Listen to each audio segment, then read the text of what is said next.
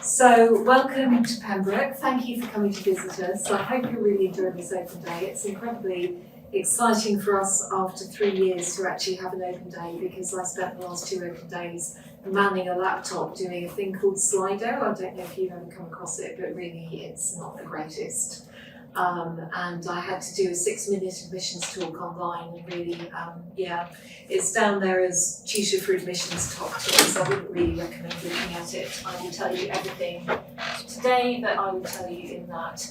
But obviously the joy of having had 2 virtual open days is there's a huge amount of online information about the college, so I'd really suggest you do have a browse in that afterwards, but do take today to just have a look around and get the look and feel for colleges, departments and everything else. So what I'm going to do is going to be quite generic.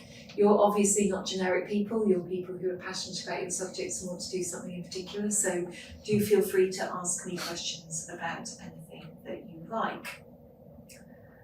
And now we can see if I can actually get this to move forward, which should be a good thing, isn't it?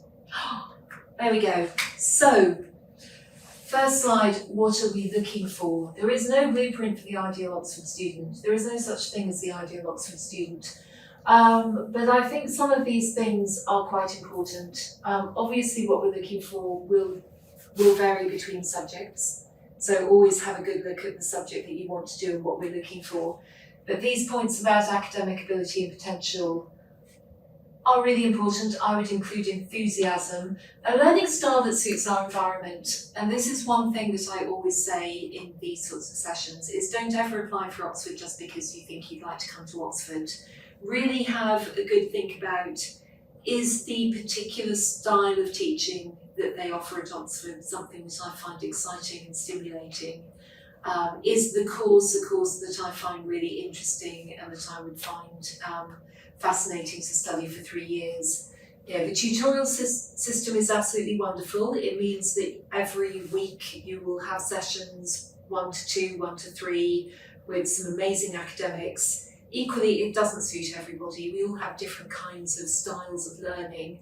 None of them are better than each other. So really have a think about, do I want to study in that tutorial system for 3 years or for 4 years? Because that's how you will get the most out of it. And I guess that we are looking for a diverse student body. We are really passionate about making sure that the people we admit to Oxford are the people who will benefit most from their experience here, and that we find people from groups who would not necessarily have thought about applying to Oxford. So that's something we're very, very passionate about in Pembroke, but across Oxford generally. So the next few sections are going to be me running through the application process. And again, I'll give you a few of my kind of top tips from 7 years of having been tutor for admissions here at Pembroke. And I do read every UCAS form of every student that we admit. So I've read a lot of UCAS forms. I've met a lot of students, and I've looked at them across all of the subjects that we offer. So I will give you tips from that personal experience. But what you need to know is about the application process, and it is complicated. It does have extra elements to it that you won't have at other universities, and that's because we get a lot of applications. It depends on what subject you're doing. If I have any economics and management applicants here, we get 18, 19 applicants per place. For other subjects it can be 3. But we need to find ways that we can assess all of these extraordinary people who look brilliant on paper and try and work out who to admit at the end of the process. So in order to do that, we make the admissions process a bit more complicated than you'll have from other universities. So the first thing to note is that we have an advanced submission deadline. So if you want to apply to Oxford, you have to get your application in by the 15th of October. That is an absolute deadline. We do not consider later applications. So top tip would be, don't put it in on the 15th of October, do the 14th or the 13th or the 12th, because if you get an IT failure at 11:15 on the night of the 15th of October, that is not something we're going to be able to help you with. And actually practicing doing things in good time and a bit early is not a bad thing. So make sure you know about that deadline and aim to be 2 or 3 days early. Any extra value you get from sharpening up your personal statement the 95th time on the final day is nothing compared to the risk of your IT crashing or something like that and you not actually applying.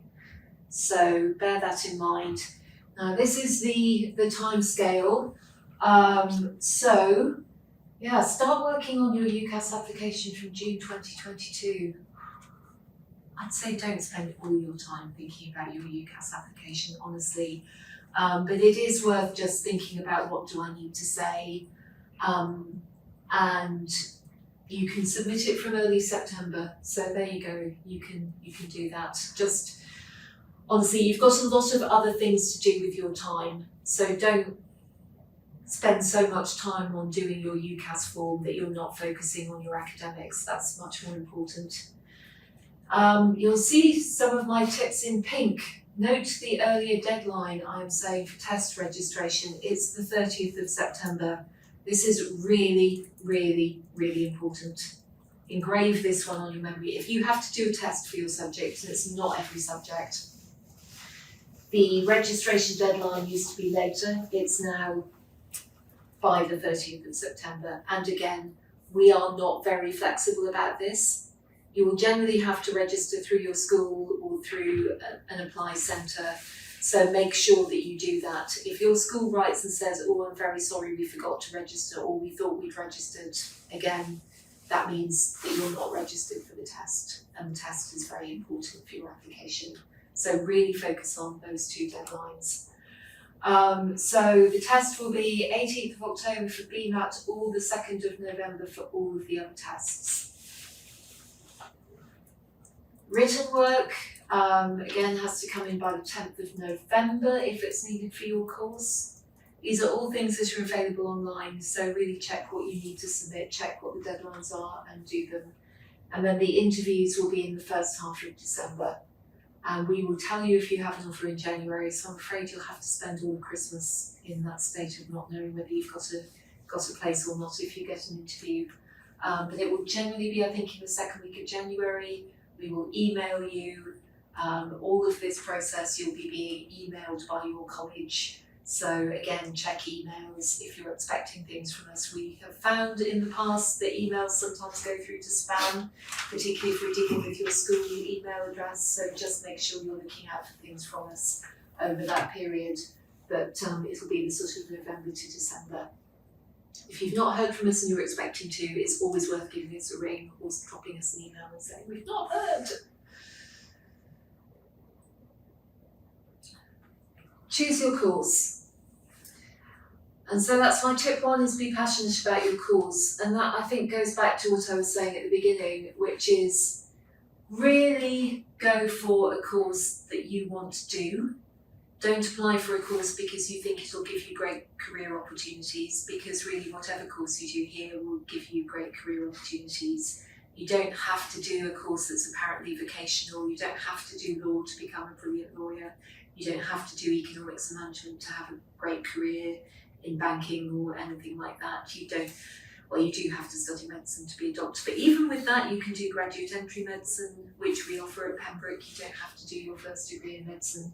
So it's really about, this is an amazing opportunity to spend 3 or 4 years really soaking up something that you love and feel passionate about. So make sure that you do that, because that's also what we're really looking for in your personal statement and your interview, is people who really care about their subject. So it's what we're looking for, but it's also, much more importantly, find something that you really want to do.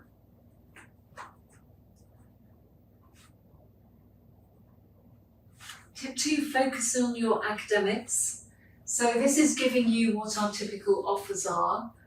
What I'm going to say is that typically the people who actually come will get quite a lot higher in terms of grades than we stipulate as our minimum offer. So you'll see, for instance, if any of you are doing IB 38, 39, 40, I would say our typical entrants will be getting 42, 43, equally for A-levels. they will generally get more than that. But these are you need to be predicted these grades to make a competitive application. And yes, some courses require specific subjects, so please check this. It's most particularly for sciences, where they will, for instance, for maths, it's maths, and if you can do further maths at your school, they will expect you to have that. Physics and engineering also have maths requirements, as does economics. But otherwise, we are quite flexible. I mean, people often come to me and say, do you consider theatre studies? Yes, we do. We don't, we're pretty broad about that sort of thing. So do focus though on doing as well as you possibly can. Admissions tests. So I would say probably most of our courses now require admissions tests that you do need to register for. I'm always going to say test preparation is a really important thing. It's the one piece of information that we have when we're deciding who to interview that's going to be the same across every student, because we take a huge range of students, mature students, students from all across the globe, and the test is the one thing that they all do. So we take test results very seriously when we're considering who to offer places to. So I'm always going to say practice, spend a lot of time practicing. You don't need lots of extra tuition, but you do need, if you can, to spend some time practicing. Practice them under timed conditions, get that technique right, just learn what they're trying to look for and how they make you think. So lots of resources, lots of these on our website, and pay attention to that. And if you're ever thinking, shall I do my 85th redraft of my personal statement or spend a bit of time on the test, always the test. Personal statement. So my tip here is saying be personal. We would love it to get a personal statement that really says something personal about you, about what you're passionate about what you love. We're saying 80% academic because really, as a university, we just care about your academics. That's what we will be assessing you on. So really, as it says, extracurricular activities should focus on transferable skills. But really, one thing to think about is that we really aren't looking for you to have done apparently really exciting things. I mean, great if you have, but you can do a very compelling personal statement just by telling us about what you've read, what you think about what you've read, what you found on the internet, what you've watched, YouTube talks, anything. It really doesn't matter. What we're looking for is what's caught your interest and what you think about it. And the more personal that is, the better. And my other tip around personal statements is that a lot of time in interviews, the interviewer will start by finding something from your personal statement and asking you about it. So great opportunity for you. If there's something you really love talking about and you think you know a lot about it and you'd really like to talk to a teacher about it, make sure that's in your personal statement. But equally, don't put anything in your personal statement that you sort of think you know a bit about and it might impress your tutors, because you might get asked about that. So make sure that it's all things that you want to talk about. So be personal. We read a lot of these. If you're doing economics and management, my lovely colleagues will be reading 140 personal statements. So it's quite good if you do one that they might actually remember. Written work, again, it will be fairly clear what we're asking you to do in terms of a sample of written work. And we just need to know the conditions under which it was written. So was it something that you wrote in class in 50 minutes? Was it a homework assignment? Just so that we know what it is when we're having a look at it.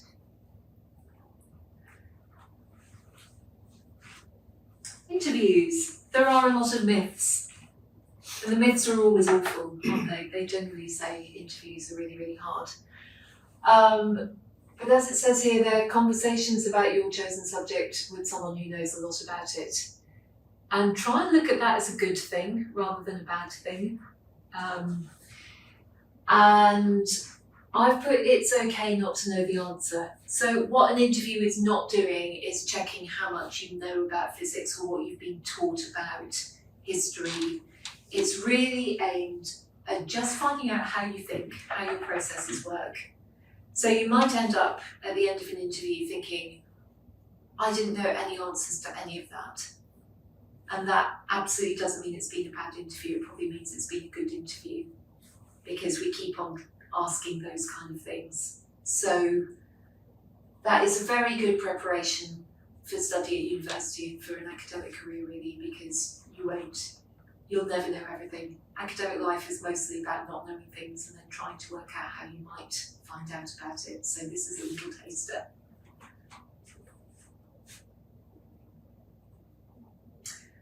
And contextual data. So this is again a very important thing for us when we're looking at you as an individual, because we know that we have people from very wide-ranging and different backgrounds. So we will look at what does your achievement look like in the context of the school that you've been at? What does it look at in the context of where you come from? And those are important. And then we look at all of the different bits of information. And they're all relevant throughout the process. So it's not that it gets set back to zero when you get offered an interview. The decision about whether to offer you a place will be the interview, but also all of the things that go into your application. So we have a lot of things to look at, but these are complicated decisions to make. So this is just a little bit of information about Opportunity Oxford, which is a particular programme that we offer to offer holders from underrepresented backgrounds. And it's a bridging programme. So Opportunity Oxford offers a bridging programme, which is 2 weeks spent at Oxford doing academic studies. There are other bridging programmes in some scientific programmes around maths and things like that. And what you'll find is that in any subject you'll get sent information about useful things you can do to prepare for starting at Oxford. But I think one of the things to just remember is that we take students from a very wide range of different backgrounds onto subjects and onto all of our courses. National, international, all sorts of different schools, all sorts of different qualifications. So again, we're very used to people starting in slightly different places when they come to us, and that is absolutely fine. We spend a lot of time developing academic skills, and it can sometimes feel a bit overwhelming, but honestly, we work very hard to provide support. In Pembroke, we have dedicated study skills tutors who will be giving study skills sessions before you start, during Freshers Week, and they're available during the course of the term, but it's mostly your subject tutors that will give you the skills that you need to study successfully at Oxford. That is the whistle-stop tour of how admissions works. And I feel like I've bombarded you with loads of stuff. Please do ask me questions. Hi. So in terms of applying to a specific college or having an open application, how do you choose which applicants to sort of, you have the test for example. Yeah. But how do each college choose who to interview? Or is it better to have an open if you're not really sure about the sort of the particular college? So we work really hard, whatever subject you apply to make sure that your chances of getting in are not determined by your choice of college. Because what we want are the best people to come to Oxford, and we do not want to be rejecting great people because they applied to a college that has a lot of really great people. So what I'm always going to say with college choice is, if there's a college you'd like to go to, apply to it. If there isn't a college you'd like to apply to, or you can't choose, then put in an open application. I will never know. Your UCAS form as I see it, or as any of the admitting tutors have, will show this is your first choice college. And it will say Pembroke regardless of whether you applied to it or you put an open application in and it came to us that way. So there's no stigma or disadvantage to putting an open application in. We are not going to in any way favour people who chose to apply to Pembroke. In any year, 25 to 30% of our cohort didn't apply to us. And after 1 week in college, they all forget that because this is their college.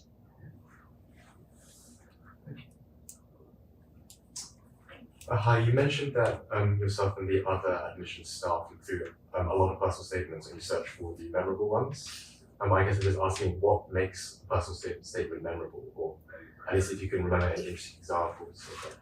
Oh goodness. Yeah, it's difficult to say. I should have some examples. That's a really great question. Or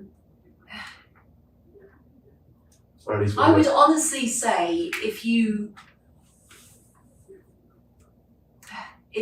I get that writing a personal statement is really hard because you have a word limit and you are trying to put in absolutely everything that you want, and sometimes you're applying to 5 courses, all of which are quite different, and you're trying to work all of that out and it feels incredibly complicated.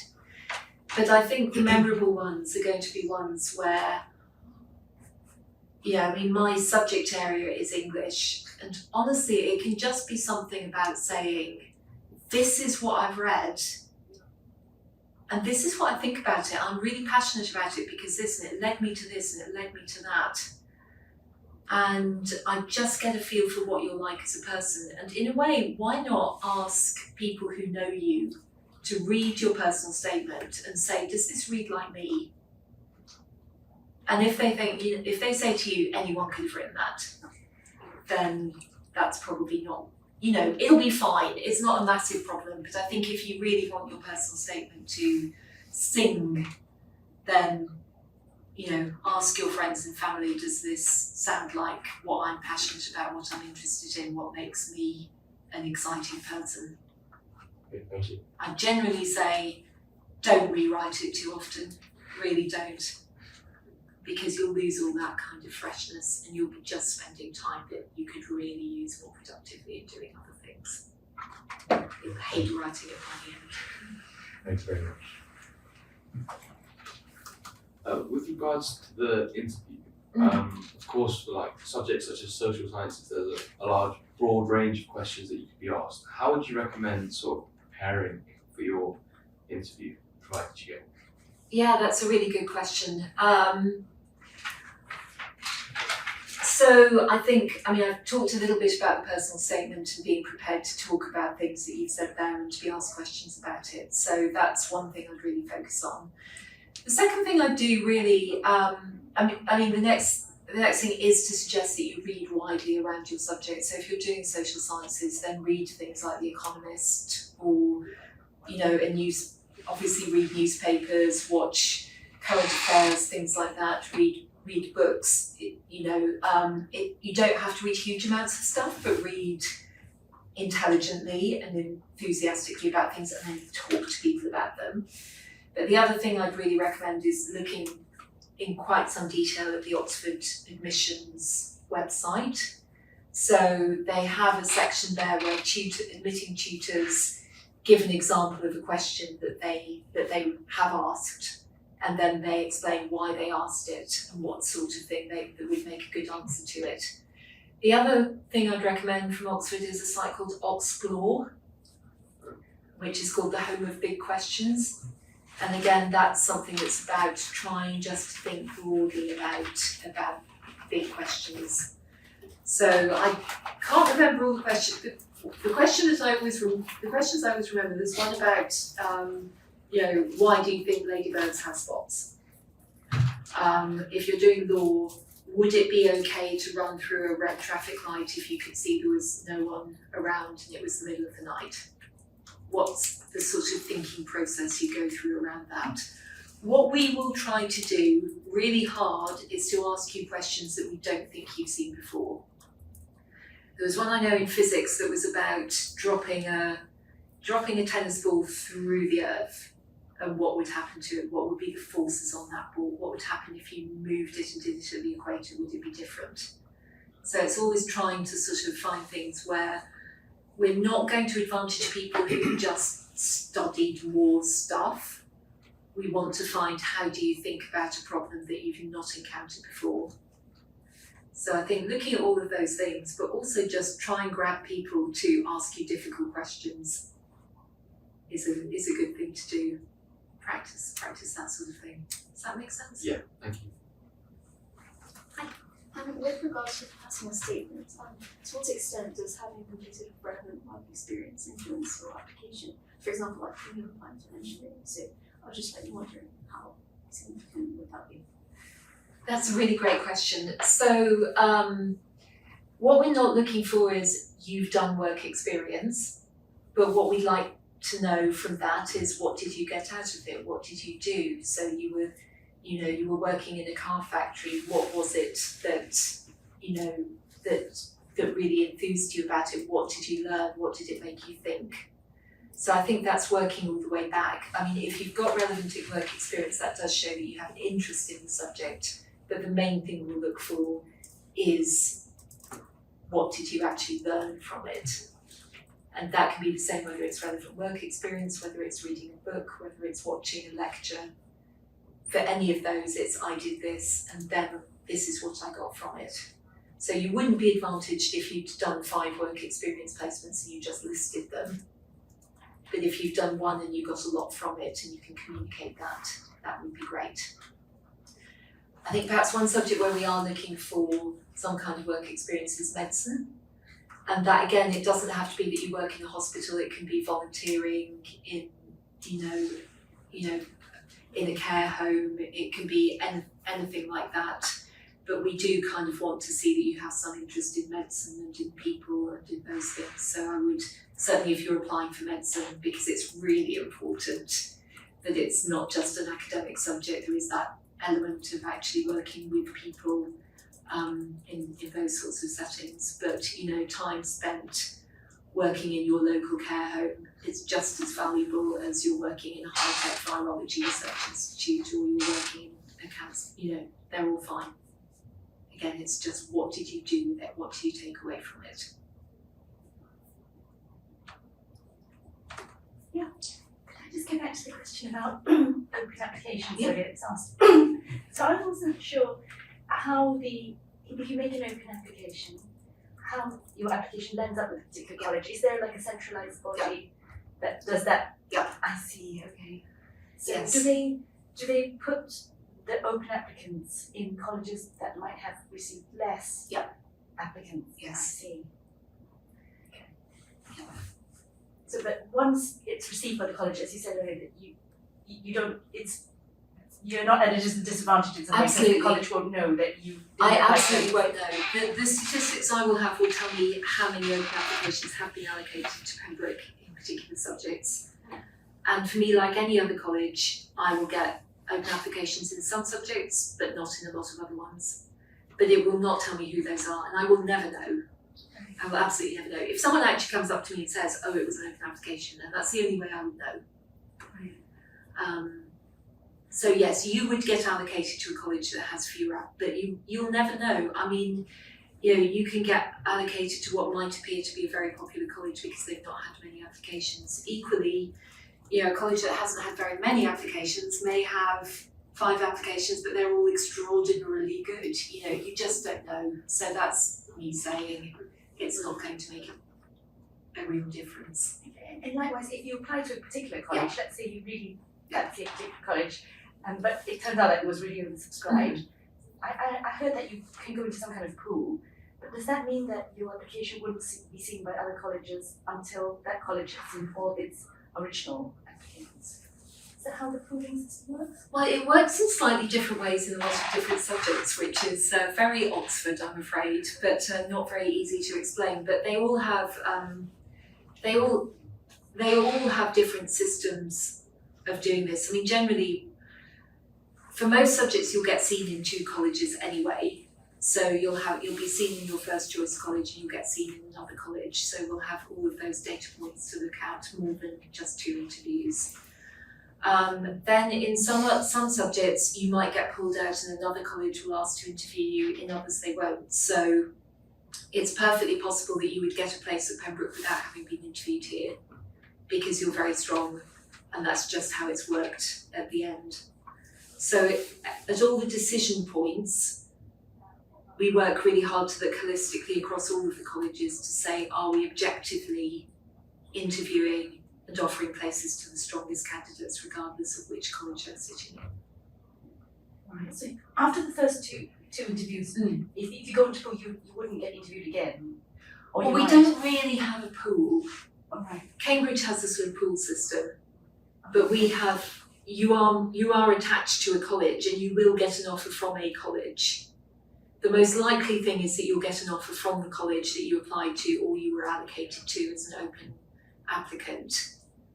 But it's, I was at Pembroke, it's 25 to 30% of our people applied to a different college. And mostly those people we will have interviewed, but sometimes we won't because we just accept our colleagues' verdict on them and we think they're great and we offer them a place. Thank you. So yeah, college choice. If you want to go to a college, apply to it. You won't lose anything by doing that. For E&M specifically, I know Pembroke has one of the largest cohorts of students each year. Is there any particular reason for that, as in the number of tutors for subjects, maybe, or? Yeah, I mean, we have 2 fellows in management, 3 fellows in economics. And we've just had a link with the business school from very early days. I think we were probably one of the first colleges to do it. And so it was just a decision that this was a subject we wanted to specialise in, and we made the appointments, and so we can teach that many people. So you'll find that every college, most subjects are offered in most colleges, but every college will have some specialisms, and I guess ours are economics and management, theology and religion, and also what used to be called Oriental Studies, but is now called Middle Eastern and Middle Eastern languages, so sort of Arabic, Chinese, Japanese. We're one of the few colleges that we admit 10 to 12 people in those subjects as well. So those are the particularly niche things that Pembroke does. We also really like joint subjects, so history, economics, history, and maths, philosophy and psychology. We love those. We really think they're great.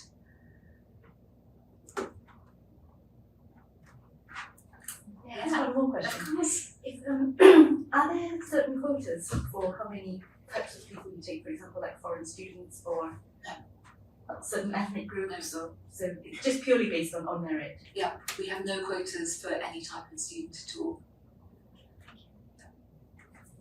And regarding that, is your application completely blind apart from your personal statement or certain background details given on the UCAS?